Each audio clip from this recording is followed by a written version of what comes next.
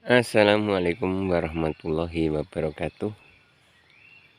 Pemirsa, petani jahe di mana saja Anda berada. Mudah-mudahan di kesempatan pagi kali ini kita semua diberikan kesehatan dan keberkahan sehingga kita bisa beraktivitas seperti sedia kala, kawan. Ini saya saya review lahan kami, kawan. Ada teman yang sesama petani jahe ingin melihat perkembangan tanaman jahe kami, kawan.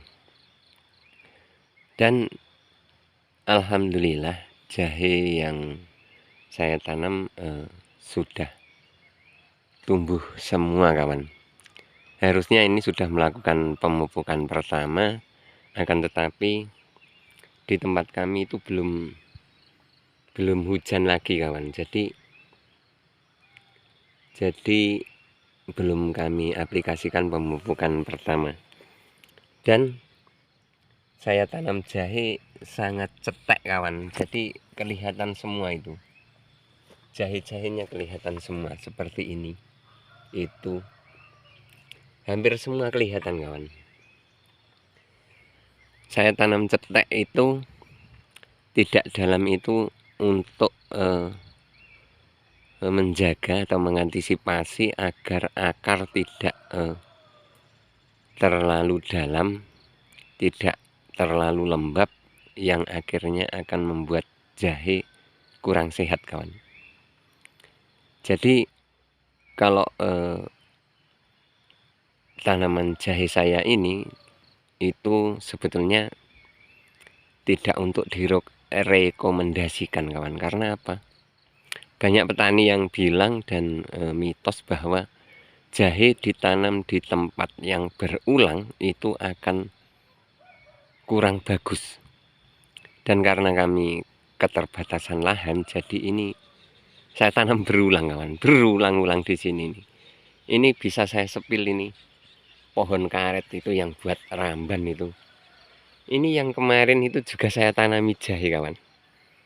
Pohon karet itu yang buat untuk rambanan, juga bisa untuk sayuran dan lain sebagainya. Kalau di tempat saya ini jahe ini sudah waktunya pemupukan pertama.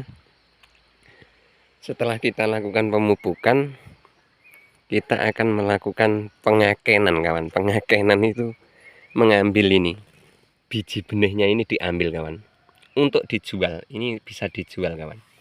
Ini bijinya ini bisa dijual, ini biji-bijinya ini bisa dijual. Dan alhamdulillah ini jahe yang saya tanam di lahan berulang itu ya cukup subur, cukup sehat seperti ini. Ini sehat, kawan. Jadi kita harus melakukan pemupukan, terus kita lakukan penimbunan, kawan. Ini di lahan yang berulang, kawan. Tahun kemarin saya tanami, tahun ini saya tanami lagi. Dan seperti ini jahe yang tertinggal, kawan. Yang di musim panen ada yang tertinggal. Jadi dia sudah tumbuh duluan seperti ini, sudah beranak. Ini jahe yang tertinggal, kawan. Untuk yang asli tanaman begini nih, ini yang asli tanaman tahun ini. Jadi belum ada anak, tapi dia sudah hijau, kawan.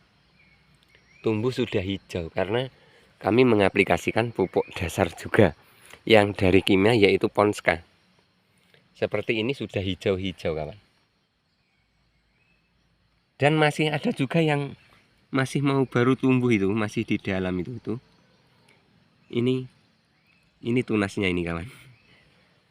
Tidak serempak karena kita memanen bibit ini sudah di bulan September akhir. Jadi kita karantina di rumah, kita potong-potong benihnya itu hanya 1 bulan. Jadi semua itu memerlukan persiapan tunas. Akhirnya yang ada bungkilnya duluan sebesar biji jagung itu tumbuh pertama, kawan. Contohnya seperti ini. Dan untuk petani jahe yang saya alami itu, jahe itu penanamannya tidak ada kata terlambat, kawan. Kalau kita tanamnya di bulan Oktober November itu nanti bulan Juni baru akan ripah, kawan, atau dorman, kawan. Jadi aman-aman saja. Cuma kalau yang sudah ditanam di awal musim penghujan bulan Agustus September itu akan ripah duluan atau dorman duluan. Akan tetapi kalau dorman terus musim hujan, curah hujannya tinggi, itu akan membuat jahe itu tergenang air, kawan. Jadi cukup riskan juga untuk tanaman jahe yang sudah ripah. Terlalu banyak air hujan akan mempengaruhi jahe yang ada di dalam tanah. Tapi kalau yang saya tanam di bulan Oktober akhir tanggal 22 ini, nanti biarpun curah hujan masih tinggi akan aman, kawan. Dan ini yang tumbuh pertama juga sudah mulai tumbuh anak, kawan. Dan ini masih baru tumbuh itu juga. Tapi alhamdulillah tanaman jahe kami sehat, kawan. Ini biarpun masih mekar daun 1, 2, 3 itu kelihatan sudah aman. Dan ini sudah waktunya pemupukan. Akan tetapi karena berhubung tenaga itu cuma sendiri, jadi kita masih ada pekerjaan di lahan porang kami, kawan.